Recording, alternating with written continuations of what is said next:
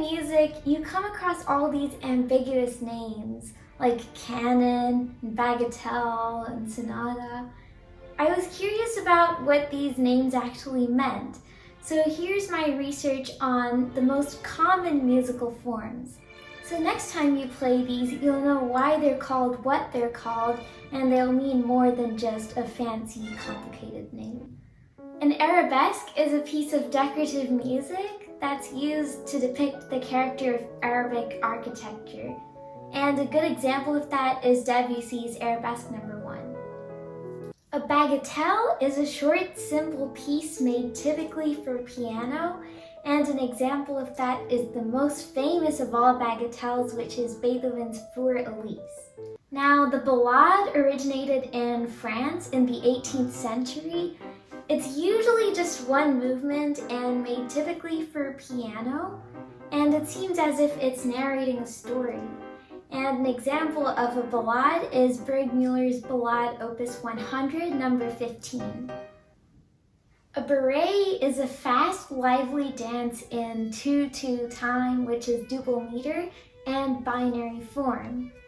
And an example of a barré is Handel's barré. A canon is also known as a round. It's built upon a theme which is imitated by all the musicians after a certain duration, like a quarter rest or a measure. And those imitations can be modified or even reversed. And we all know Pachelbel's canon. A caprice or a capriccio is a lively, loosely structured piece, and it's often humorous, light, and free. And Paganini's Caprice No. 24 in A minor is like the hardest violin piece. A concerto is a musical composition usually composed in 3 parts or movements, and here a solo instrument like maybe piano, violin, or even flute is accompanied by a whole orchestra or concert band. And Mozart Concerto No. 3 in G major is a good example. A concerto grosso is similar to a concerto, but instead of one solo instrument, there's a group of solo instruments that's accompanied by an orchestra. And it was popular for Baroque works in the 17th and 18th centuries. A good example of this is Bach's Brandenburg Concerto No. 4. Étude is a French word for study, and it's actually made for the performer to develop technique. An example is Kavalevsky's Cradle Song. Fantasia. It's an unstructured musical composition, and it's characterized by exaggeration, distortion, and unpredictability. And it almost feels like the music is flowing spontaneously from a player's imagination. An example of a fantasia piece is Fantasia in D minor by Telemann. A fugue is a contrapuntal piece where the theme or melody is repeated in many different voices. And a fugue has 3 parts. The first part is the exposition, which establishes the tonic key, and then there's a middle section and a final section. So have a listen to Bach's Fugue, BWV 1001. A gavotte is an old French dance in 4/4 time.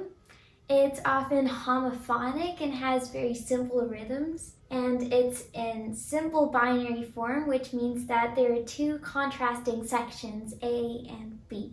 The gavotte in Bach's Partita No. 3 in E major is a notable example. It was featured on the Voyager records with a spacecraft that was launched into outer space in 1977. Let's talk about a dance suite. So it's a group of dance pieces that are related by key and sound. So they're in the same key so that they sound unified. And here are the following things that are included in a dance suite. The dance suite in the Baroque era was often introduced with a slow French overture. An allemande is often the first dance of a dance suite. It's German and moderate 4/4 time. A courante is the second dance in a dance suite. It's friend, it's lively, and it's in triple meter, which is 3/4 time. The sarabande is a Spanish dance in 3/4 time. It's the third dance in a dance suite, and it's often the slowest of the Baroque dances. Gigue concludes the dance suite.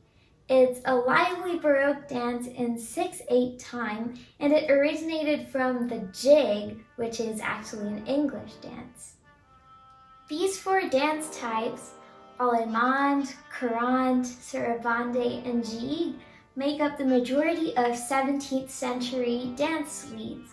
And Verberger wrote one of the first dance suites and went on to influence Bach. An impromptu is a free, casual piece that suggests improvisation, and Schubert's Impromptu Opus 90 No. 3 is a good example.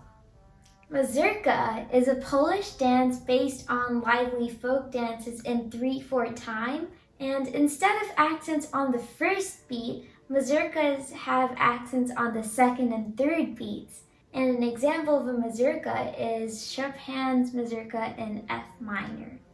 One of the very popular musical forms is the minuet. It's in 3/4 time and is usually the second or third movement of a 4-movement piece. And there are so many minuets written by many different composers. The nocturne evolved in the 19th century. It's a composition that's typically for piano and inspired by the nighttime feel. And who doesn't love Chopin's nocturne? Ode comes from the Greek word for song, and it's usually written as a commemoration or celebration of something. The most famous ode of all is Beethoven's Ode to Joy. Partita means part in Italian. It's a suite of dances written for a solo instrument, and an example of that is Bach's Partita in B-flat major. Like the name suggests, a prelude is a short musical selection that's often played before a larger piece. An example of a prelude is Bach's Prelude in C. A polka is a lively, dance-like piece in 2/4 time, and it originated in the Czech Republic. An example of a polka is Staccato Polka by Gottschalk Peterson.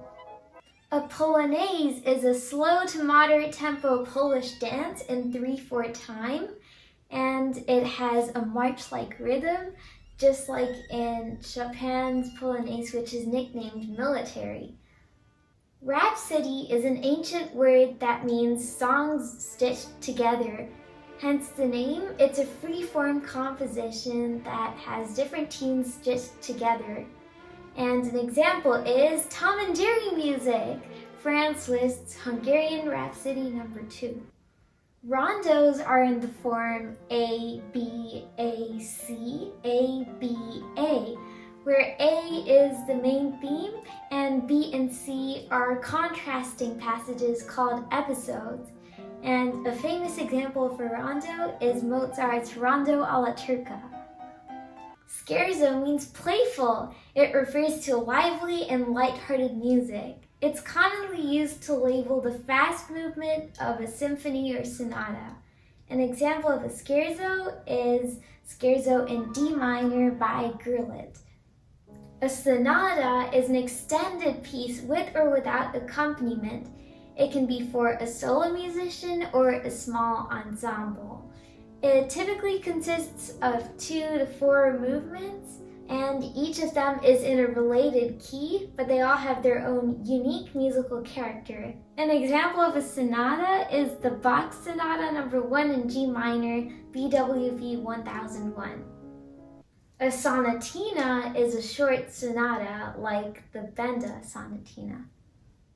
A symphony is an extended piece for a full orchestra.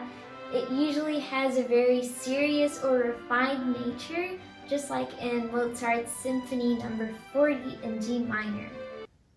A tango is an Argentinian dance in duple meter. It's characterized by strong syncopation and dotted rhythms. Günter Norris wrote a tango called Desire Tango. A toccata is a musical composition designed for a pianist to exhibit their touch and technique. An example is Paradisi's toccata. In variations, as the name suggests, a theme is repeated many times with changes made to the melody each time. A famous example is Bach's Goldberg variations. A waltz is a composition in 3/4 time that people often dance to.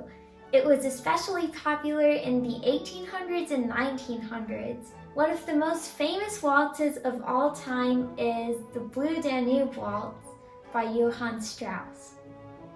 I hope this video gave you an insight on musical forms. Please like my video and subscribe to me. Thanks for watching.